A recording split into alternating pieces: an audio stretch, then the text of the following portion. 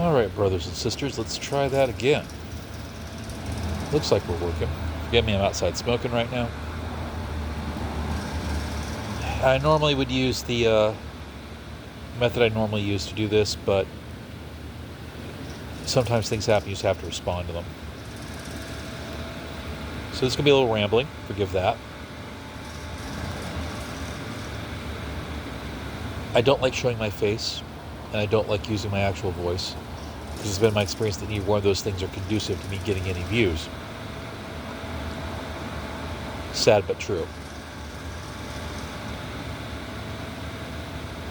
But then I hear people advocate for things that just rile me up because they're both egregiously wrong and incredibly stupid, and nobody challenges them. Yeah, we're talking about adventuring philosopher again.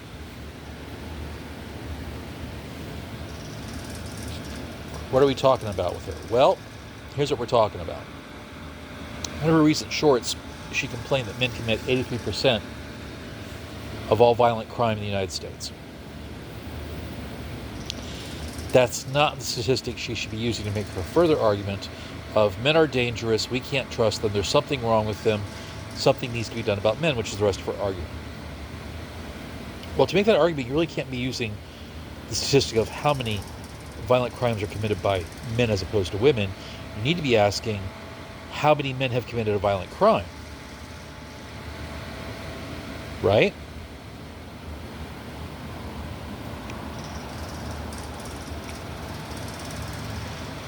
So I did a quick Google search to refute her, and it came up with a statistic that was really revealing. We're going to restrict this looking at just felonies, okay?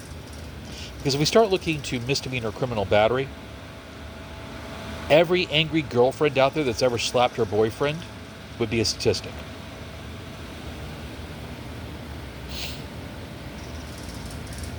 So let's just restrict ourselves to felonies, right? That's severe aggravated assault, that's assault with a deadly weapon, that's attempted murder, that's that group, okay? Would it shock you to learn that only 12 to 13% of men have ever committed a felony? And keep in mind that that felony percentage includes felonies such as massive fraud, grand theft auto, things that aren't violent. And it also includes people that have done their time and gotten out of prison.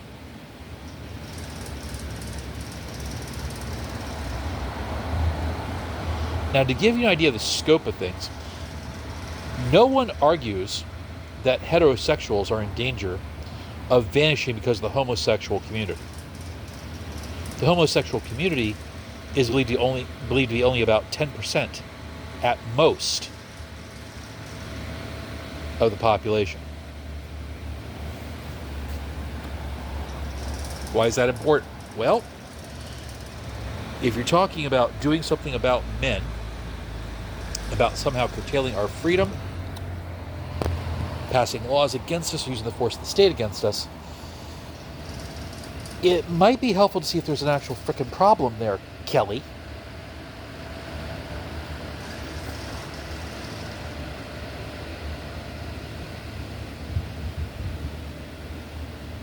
What Kelly also doesn't want to ask herself is, of all those violent crimes, of all those violent felonies, let's assume that they're all violent felonies, not fraud. That's still a remarkably low number compared to what the media normally tells us.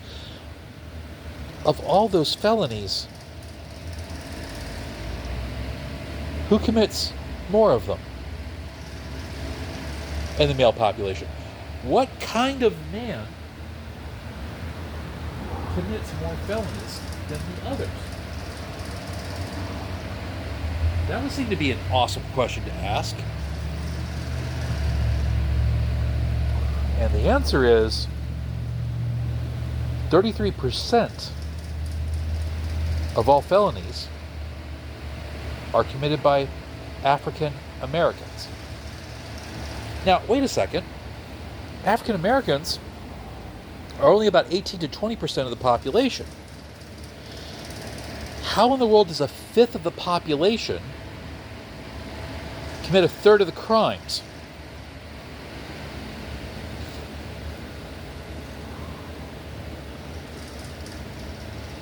While Caucasians commit more crimes by number, because we're the bulk of the population, blacks commit more by percentage. That should terrify you. And Kelly doesn't think that the black community is a problem. She believes that they're very graceful, very saintly. Oh, and don't get me wrong. I know plenty of black preachers out there that will tell a young black man who's being the fool, stop it. Right? There's plenty of black mamas out there that have cried over their black sons and black daughters being idiots.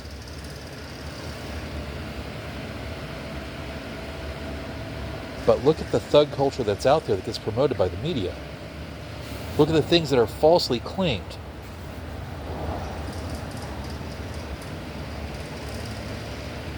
Look at the people they turn into heroes.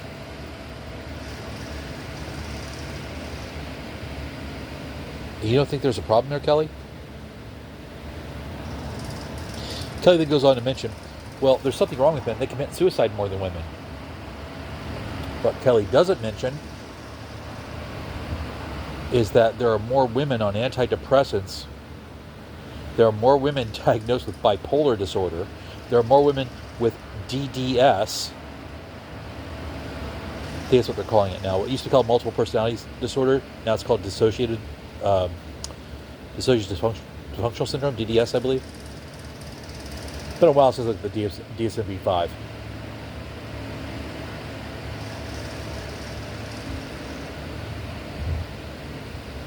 Kelly's going to look at that.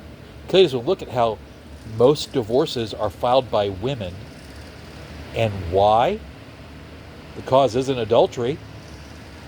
The cause isn't abuse. The cause is irreconcilable differences, which means they chose to stop making the marriage work.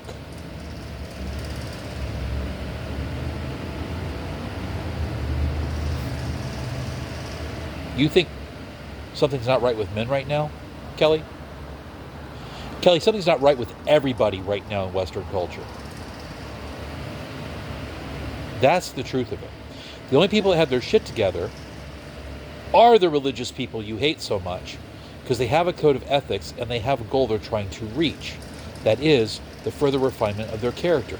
And yes, individual members of a religion have more or less success at that depending on their dedication and their understanding and their discipline. But in general,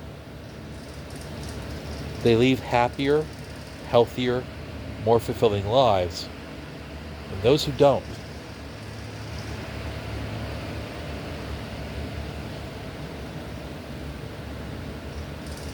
Kelly doesn't want to hear that. Kelly hates men and hates religion so much, she looks for any excuse to vilify them. Even excuses that defy logic, reason, and rationality. In the same video, she complains about how Republicans have done away with all the things. Actually, it may not be the same video, maybe in a different short. Republicans have done away with all the things that would prevent the teen pregnancy rate from staying as low as it's fallen over the past years. No, Kelly. Republicans didn't do that. There is, listen very closely, Kelly, there is no state in the Union that has banned the sale of contraceptives to minors. Not a one. What has happened is some states have passed regulations about notifying parents about such sales. But even those are only for prescription medications. According to Google, there is no state in the Union that has banned the sale of over-the-counter contraceptives, i.e. prophylactics, diaphragms. Many states in the Union will still allow a minor to buy a morning after pill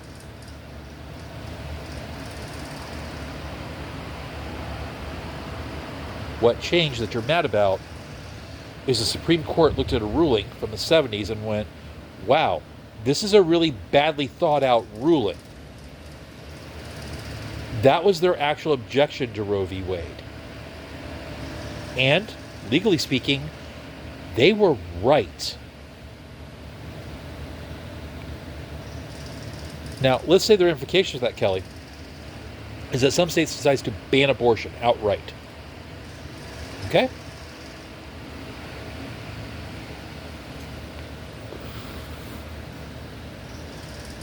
You can get on a Greyhound bus from one coast to the other for a little under $300. That's assuming you want to take the bus ride. You want to take Amtrak? Okay? It's faster and roughly the same price. Yeah, flying's going to be expensive. I know what you're saying. Well, where's the teenager going to get that kind of money? Here's a question. Why is the teenager who's not responsible enough to use birth control having sex?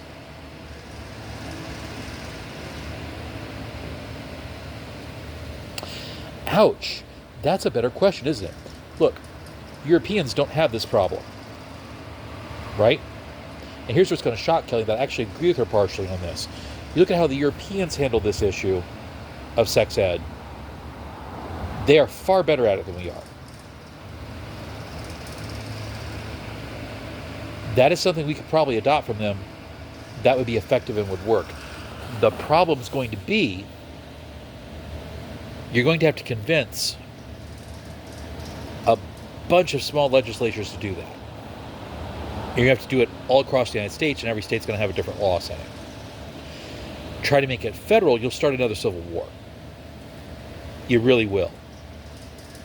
Because people will rightly say, why is the federal government telling me how I can and can't raise my kid?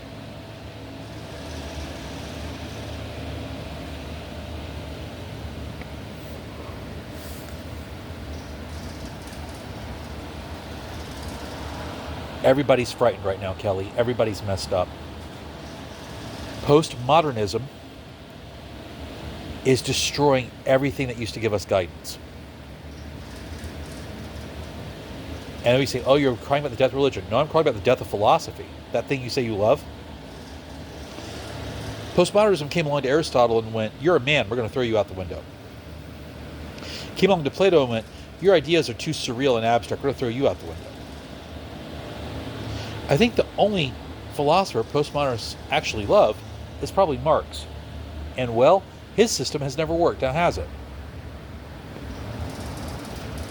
These are people who will purposely mischaracterize Nietzsche. These are people who will never let you touch Schopenhauer or Kierkegaard. These are people that if you bring up the words Immanuel Kant or Ayn Rand, will think you're a fascist. They control our centers of learning. And you don't think that maybe that might not be the problem?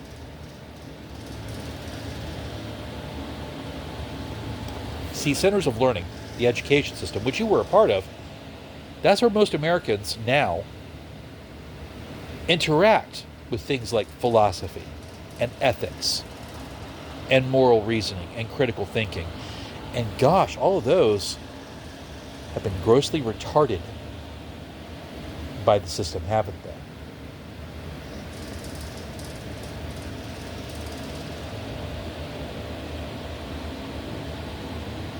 Everyone's messed up right now, Kelly. It's not just men.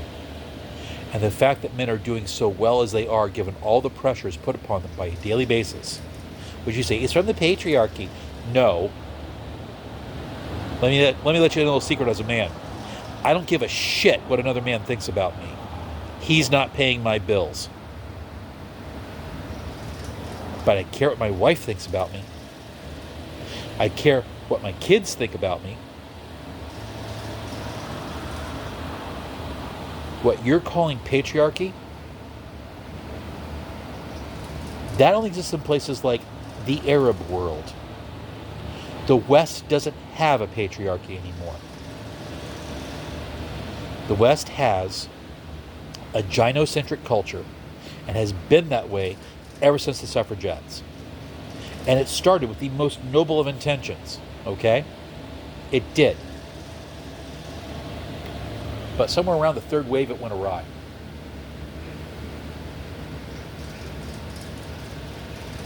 Think about it.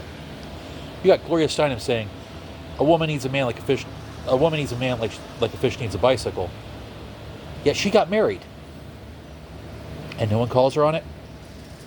Camille Pagula, the only feminist we've had from that generation worth a damn, is now vilified by other feminists because she raised the alarm about Islam?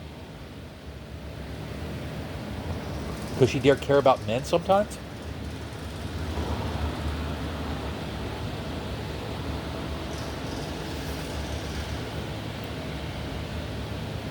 Shocked you, probably, that I know these people, doesn't it? Kelly, I hate to break this to you. Actually, no, I don't hate to break this to you.